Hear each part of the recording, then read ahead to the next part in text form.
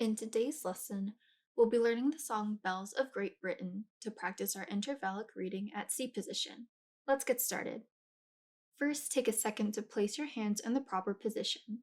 Like the last few songs we've done, our right hand thumb will start on middle C, and our left hand finger number 5 will start on low C.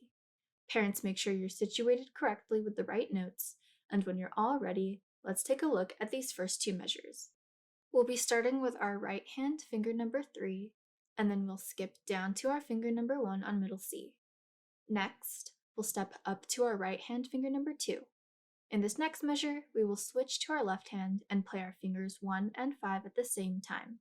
Take a second to go over this section with your parents, and make sure our hands stay steady as we switch from our right hand to our left hand. When you're all ready, let's play this section together. I'll give us a countdown. 1, 2, ready, go. 1, 2, 3, 4. Great job. If you'd like to repeat this section, feel free to do so. Let's move on to the next section. In this measure, we're going to start with our left hand finger number 1, and then we're going to switch to our right hand finger number 2. Next, we're going to step up to our right hand finger number 3, and then skip back down to our thumb on middle C. Take a moment to practice this first, and when we're all ready, let's try this together. I'll give us a countdown. 1, 2, ready, go. 1, 2, 3, 4. Amazing job!